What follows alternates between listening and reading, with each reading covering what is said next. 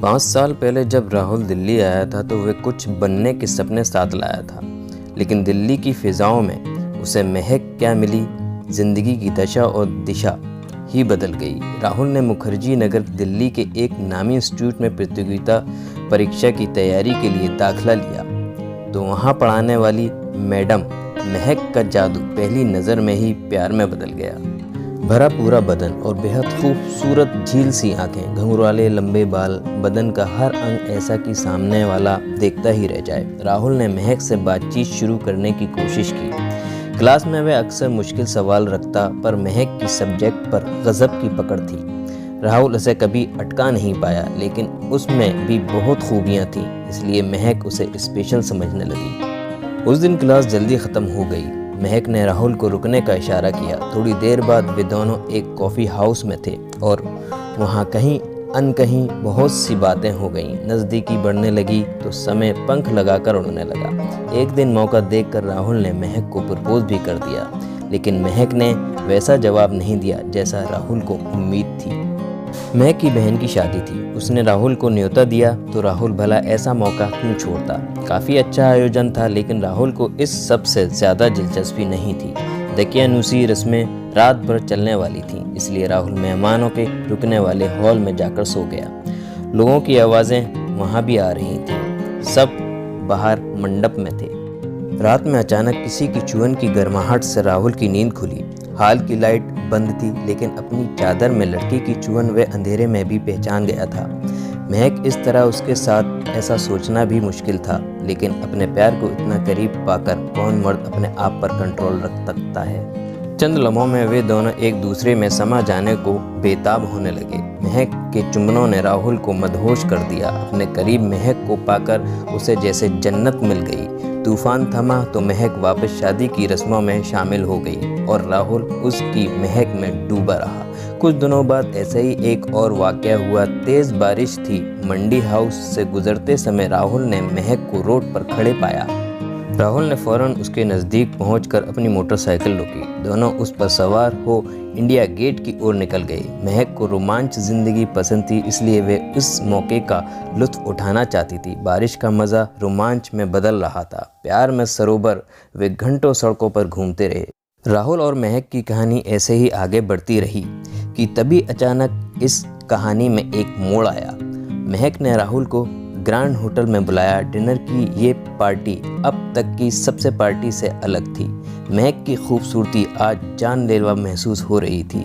आज तुम्हारे लिए स्पेशल ट्रीट राहुल, मुस्कुराकर महक ने कहा। किस खुशी में? राहुल ने पूछा। मुझे नई नौकरी मिल गई है, बेंगलोर असिस्टेंट प्रोफेसर की। राहुल का दिल टूट गया था। महक को सरकारी नौकरी मिल गई थी, इसका मतलब उसकी जुदाई भी थी। राहुल ने दुखी लहजे में महक को उसकी जुदाई का दर्द कह सुनाया।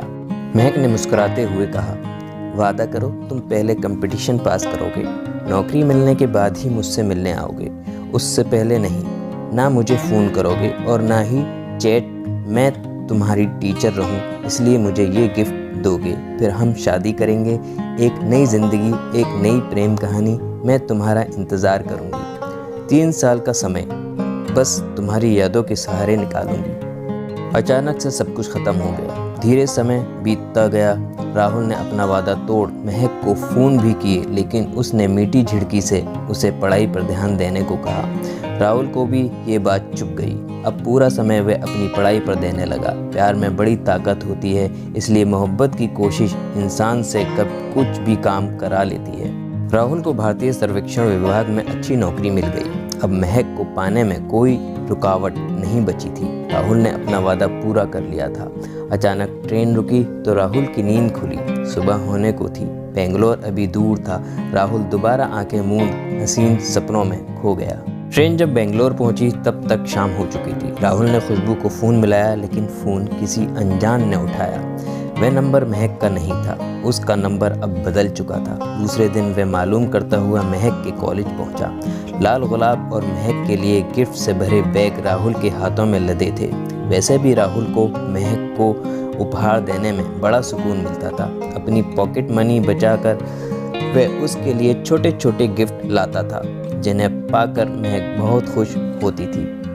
खुशी से लबरेज राहुल कॉलेज गया। महक के रूम में पहुंचा तो राहुल को देखकर वह उछल पड़ी।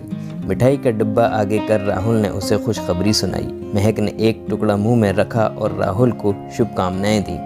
राहुल में सब्र कहाँ था, उसने आगे बढ़कर उसका हाथ थामा और चुंबन रसीद कर दी।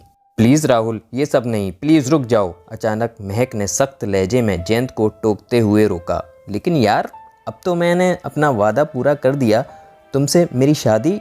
निराश राहुल ने पूछा। सॉरी राहुल, प्लीज़, मैंने शादी कर ली है, अब मैं वे सब बातें भूल जाओ। क्या भूल जाऊं? मतलब? राहुल उसे घूरते हुए बोला। हाँ, मुझे भूलना होगा, मुस्कुराते हुए महक बोली। वे सब मजाक की बातें थीं, 3 साल पहले की कही गई बातें। क्या अब इतने दिन बाद? तुम्हें तो मुझसे भी अच्छी लड़कियां मिलेंगी, मुस्कुराते हुए महक बोली। जयंत उल्टे पैर लौट पड़ा। लाल गुलाब उसके भारी कदमों के नीचे कुचल रहे थे। मजाक की बातें शायद 3 साल में ख़त्म हो जाती हैं, माने खो देती हैं। राहुल समझने की नाकाम कोशिश करने लगा। राहुल कभी नहीं जानता था कि इतने दूर आने के बाद और 3 साल इंतज़ार करने के बाद उसके साथ, उसके प्यार के साथ ये होगा। उसकी आंखों में आंसू थे और दिल बेतहाशा तड़प रहा था, रो रहा था। उस 3 साल की ज़िंदगी में उसने बेशकीमती अपना प्यार खो दिया था। बस इतनी सी थी ये कहानी। ये कहानी आपको कैसी लगी कमेंट बॉक्स में ज़रूर बताइएगा और मेरे चैनल को लाइक और सब्सक्राइब ज़रूर कर दीजिएगा और बेल आइकन को ऑल पर क्लिक करके नोटिफिकेशन को ऑन कर दीजिएगा, जिससे कि आने वाली नई वीडियो आप लोगों तक पहुंच सके।